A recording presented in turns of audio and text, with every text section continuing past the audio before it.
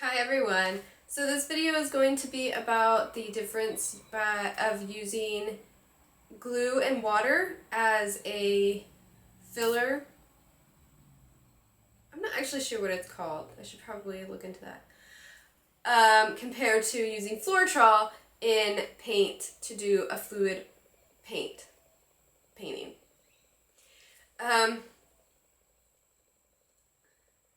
So yeah, through the video I probably will try to be a little helpful and explain what I'm doing or what this and that is and like how to do such little things. I'm going to make more videos with more explaining and helpful tips and just in-depth how to do things with the fluid paintings and different techniques, because there are a lot of different ways to do them. And I'm not going to say that I mastered all of them or I'm just like this super guru of them. But they're fun, and it's a little, it's kind of like a science experiment, and they're really fun to do. So hopefully you guys are here because you like to do them or want to figure out how to do them, and hopefully I can help.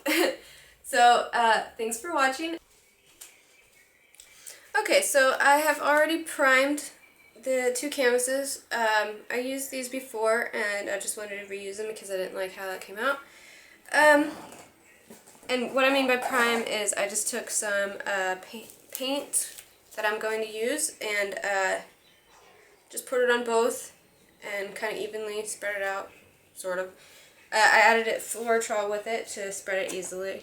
So now I'm going to mix the paints with the glue and the Flortrol.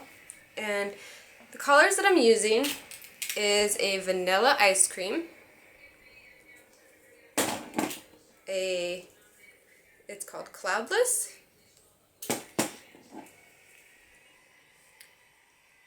Tuscan Teal, and for a little pop of color I'm using a candy apple, or any kind of red that you want to use would work well. Okay.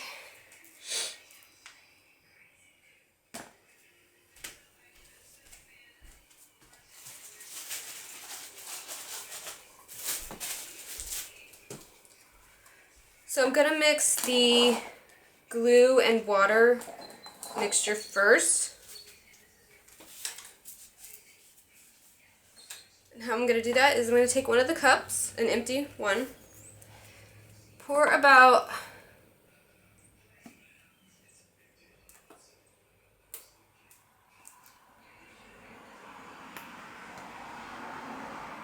a pretty good amount, I would say almost half of the cup length, a little bit less.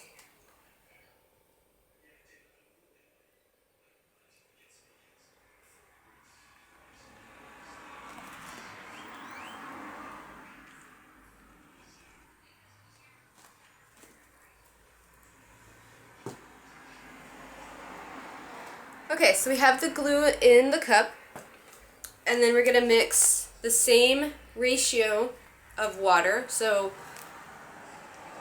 a ratio of 1 to 1 with the water and glue. We're going to pour, I'm going to eyeball it, you can measure it if you like. I think that's good. I'm just going to stir it together. When you do that, you want to be slow because it will splash everywhere. Okay, so I've mixed it, and it's definitely watery, which I mean it's going to be, but I'm going to add a little bit more glue just to be on the safe side.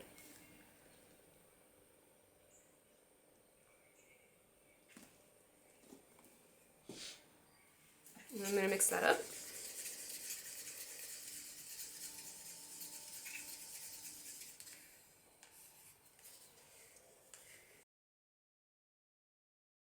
Okay, so I already have my colors in the cups. I have the blue, the teal, the red, and the white. And then I have the same on the other side for a Flortrol and then the glue mix. So I'm going to go ahead and mix the ones with glue. Let's see if I need to add any more paint to them.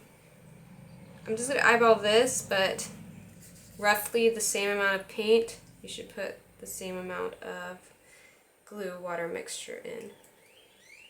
Okay. And I'm going to stir those.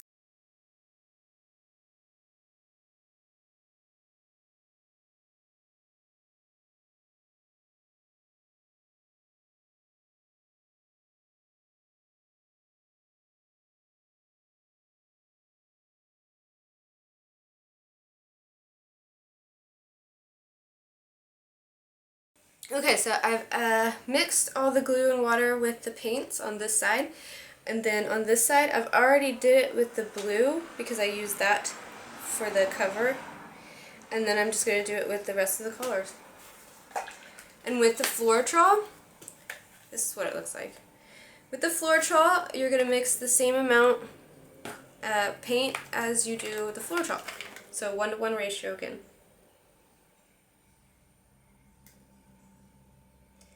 And this red is a bit thicker than the rest of the paints because it's a multi-purpose red. That's the only one I had. So if it's a bit thicker and you want it the same consistency, you're probably going to add a little bit more Flortrol and possibly a little tad more water to it. And then I'm also going to put a little water in it, each one. Just literally about a drop. A little bit more than a drop. Okay. And then I'm going to mix those two. Okay, so all the glue and the water is mixed, and all of the Flortrol with the paints are mixed. So now we're going to put them into a separate cup for each one, like so.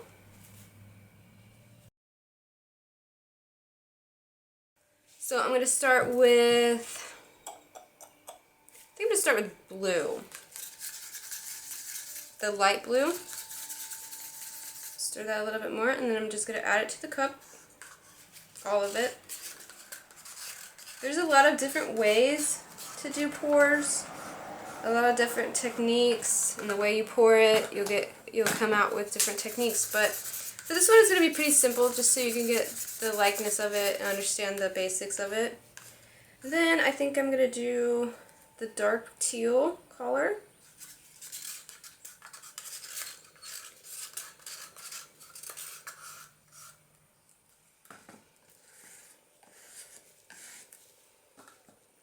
And then the red for the pop of color.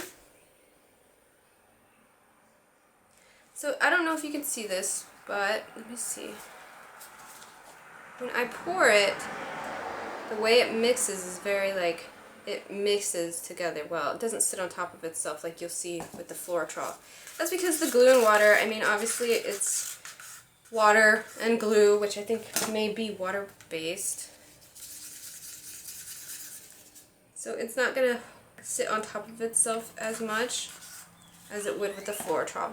So I have that mixed. I'm going to let that sit as I do the Flortrol one.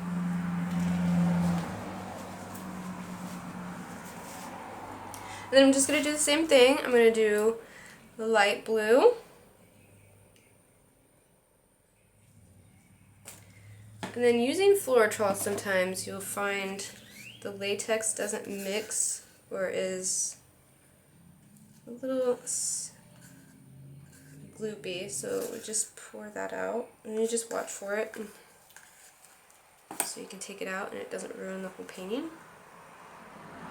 Add the blue, the teal,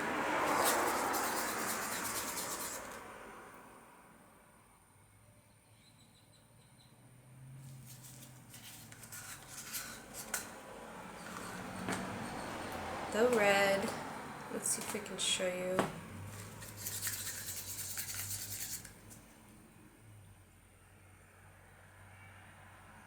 See how it sits more on the top?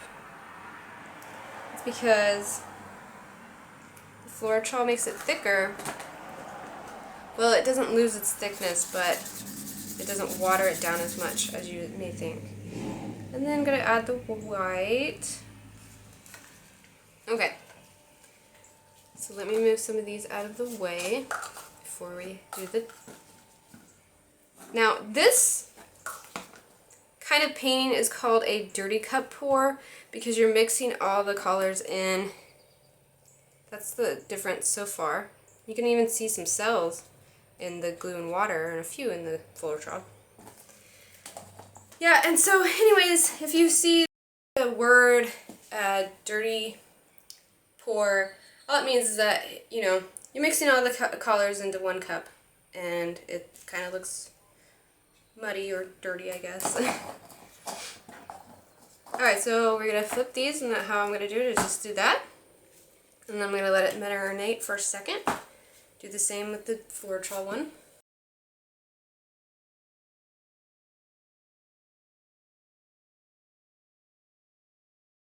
Okay, so now we're going to let them come out. This one's a little uneven. Let's see if we can fix it.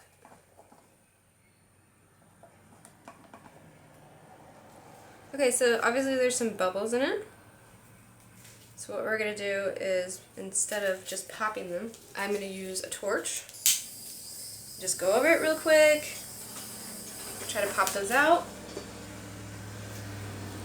And then we are going to move the paint.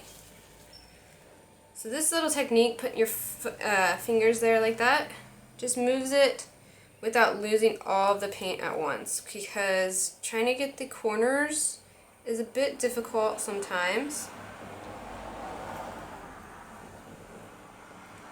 So we just use our hands to help it move. Okay? Look at that. I like that right there.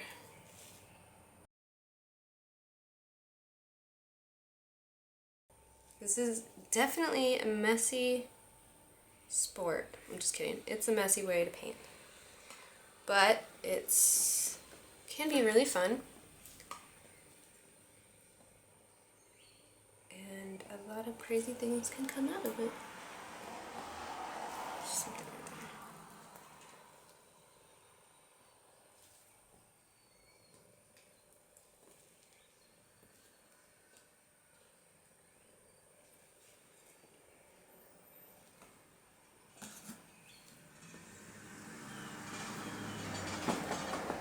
Okay, so that's our crazy glue and water pour. Let's see if I can move it around just a little bit more.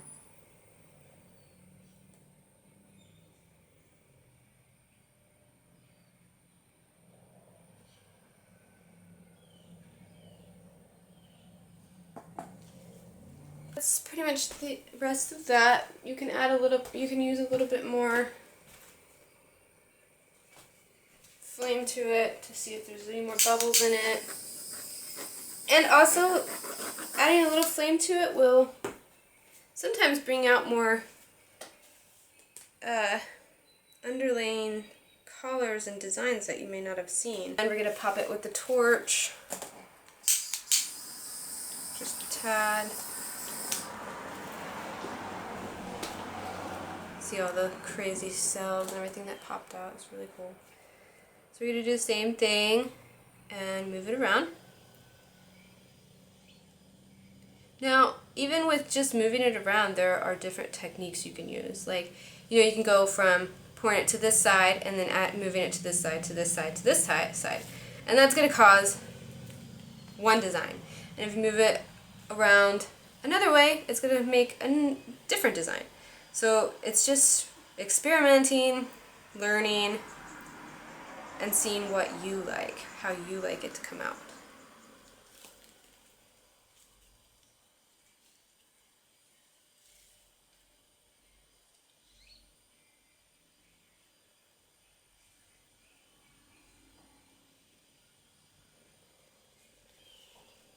And honestly, I mean, especially if you're just a beginner or just doing this for fun, I don't really think you can do this wrongly. I have been really critical of myself, but that's the thing. It's, you know, that's a personal thing.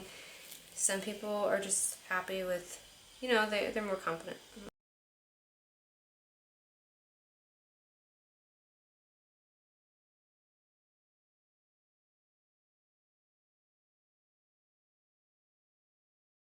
Did this on a flat canvas.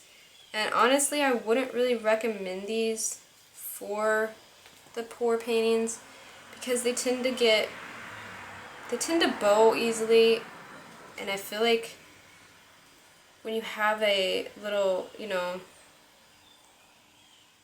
a little side to them, like right here, the little inch or whatever, it helps them move so that the sides, when this dries, it'll probably look like it's like pulling inward and look like there's less paint on it.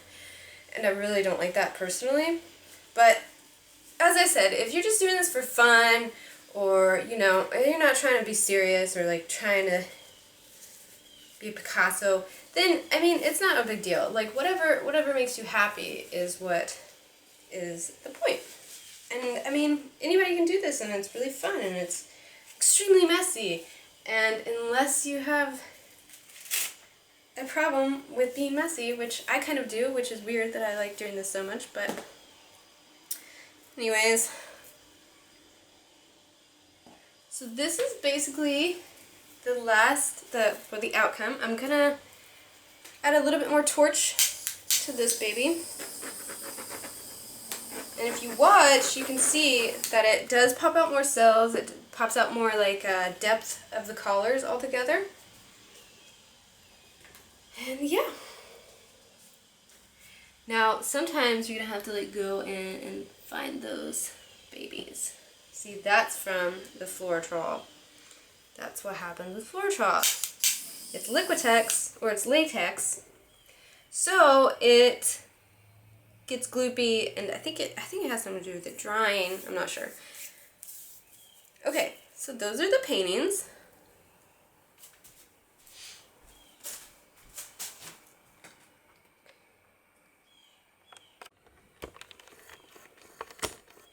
There's a tad better view of them. I'm sorry the lighting's pretty bad right now.